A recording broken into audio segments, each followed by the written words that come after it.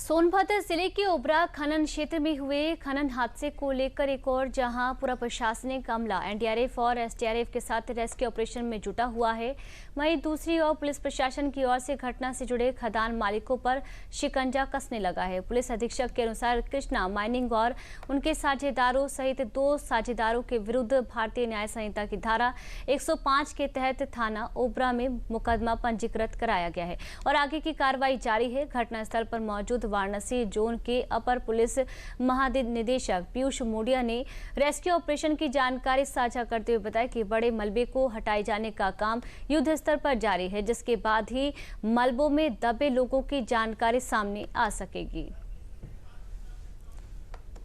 जो लोग चट्टान के नीचे दबे हैं उनको रेस्क्यू करने के लिए प्रयास किए जा रहे हैं। साथ ही साथ वहां पर जो लोग मौजूद थे उनमें से तहरीर हमने ले ली है। तहरीर लेकर के अभियोग पंजीकृत कर लिए गए सुसंगत धाराओं में और थाना ओबरा में इसका एफआईआर रजिस्टर्ड है। इस समय फिलहाल मौके पे रेस्क्यू के अथक प्रयास किए जा रहे हैं और मौके पर शांति व्यवस्था में। सोनभद्र में ओबरा स्थित इस माइन में कुछ पत्थर और मलबा गिरने से मजदूरों के दबे होने की आशंका है। इसमें तुरंत यहाँ पुलिस और सीआईएसएफ, एनडीआरएफ, एसडीआरएफ की टीमें आ गई थी। कल रात्रि से लगातार जो है उस मलबे को हटाने का काम चल रहा है और बिना रुके चल रहा है। एक व्यक्ति का शव को बरामद किया गया। अभी अन्य लोगों को ढूंढने के प्रयास जारी हैं। जो लोग चट्टान के नीचे दबे हैं और इसी खबर पर ज्यादा जानकारी के साथ सोनभद्र से हमारे संवाददाता सुनील तिवारी हमारे साथ जुड़ चुके हैं, जो कि जानकारी देंगे। सुनील तिवारी जी, जिस तरह से अभी इस ऑपरेशन को लेकर तमाम जो अपडेट्स है वो मिल रहे हैं, क्या कुछ ताज़ा जानकारी है आपके पास? और इसी के साथ जिस तरह से इस के मालिक को लेकर ये भी कहा जा रहा है कि अज्ञात में जो मुकदमा है पंजीकृत किया गया है, जो कि चर्चा में बना हुआ है, विवादों में भी देखने को मिल रहा है, अगर इसको लेकर भी आप जानकारी दे सकें।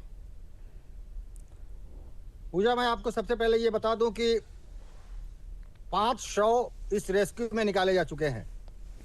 हालांकि अपुष्ट खबरें हैं कि 6 शव निकाले जा चुके हैं, लेकिन प्रशासन ने अभी 5 की ही पुष्टि किया है, क्योंकि इसके पीछे कारण यह है कि जब इस तरह की घटनाओं में शव निकाले जाते हैं तो जब तक ये स्थिति क्लियर नहीं हो जाती कि ये कौन है, उनकी शिनाख्त क्या है, तब तक प्रशासन बहुत जल्दी हमें नहीं बताता।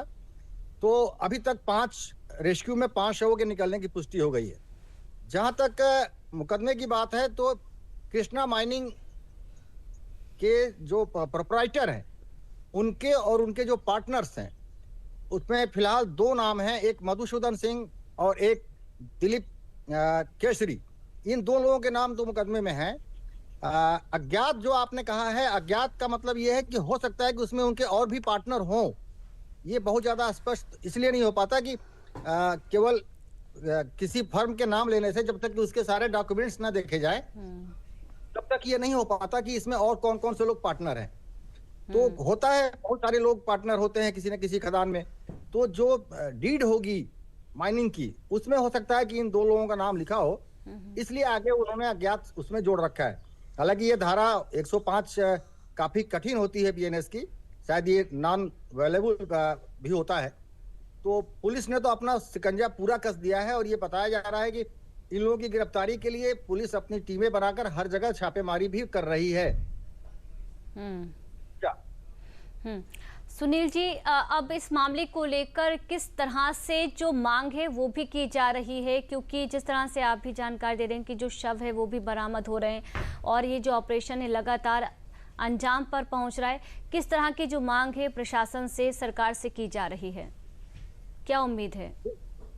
देखिए, बहुत स्पष्ट है कि जो गवर्नमेंट की नीति है, जैसा कि जिलाधिकारी ने भी बताया था कि जो गवर्नमेंट के नॉर्म है, आकस्मिक जो राहत दिया जाता है वो, प्लस उसके बाद की जो प्रक्रिया होती है श्रम विभाग से, जो भी उनके मुआवजे होते हैं या जो भी उनके लिए सहयोग होता है, ये सारी चीजें मुकम्मल हैं, ये उनको दी जाएगी। बस ये है कि शवों की शिनाख्त के बाद पोस्टमार्टम प्रक्रिया है। आप समझ रही हैं कि इतनी बड़ी घटना है तो प्रक्रिया तो फॉलो करनी ही पड़ेगी। तो प्रक्रिया फॉलो करने के बाद जो भी गवर्नमेंट के नॉर्म है उसमें से कोई भी नॉर्म छोड़ा नहीं जाएगा जिसमें कि उनको सहयोग न दिया जाए, ऐसा उन्होंने कहा था। वैसे भी एक चीज और आपको बता दें कि नोएडा के बाद उत्तर प्रदेश का ये सोनभद्र जिला ही एक ऐसा जिला है जो सबसे ज्यादा राजस्व देता है, और ये सारे राजस्व यहाँ कहीं ना कहीं से माइनिंग जो सबसे बड़ी चीज है यहाँ से दी जाती है। तो ऐसे में कोई नहीं चाहता, या माइन से जुड़े हुए लोग भी नहीं चाहते, प्रशासन में नहीं चाहता कि एक बड़े राजस्व देने वाले व्यापार पर कोई आफत या विपत आए। तो लाजिम है, सुनील जी। घटनाएं हो जाती हैं। जी, तो अब ये है कि रेस्क्यू अभी भी जारी है, अभी भी और जारी है। जैसा कि मैंने सुबह आपसे बात किया था तो बताया था कि अब चूंकि काफी तेजी आ चुकी है, कोहरा काफी था, रात में सुबह भी कोहरा था, तो बहुत हद तक उम्मीद है और ईश्वर से कामना भी है कि बहुत जल्द से जल्द रेस्क्यू पूरा हो जाए और सारे शवों को बाहर निकाल लिया जाए। पूजा। सुनील जी, बहुत बहुत शुक्रिया तमाम जानकारी के लिए। आप भी बने रहेगा, जो अपडेट्स है वो आपसे लेते रहेंगे। फिलहाल के लिए बहुत बहुत शुक्रिया। तो चलिए यहाँ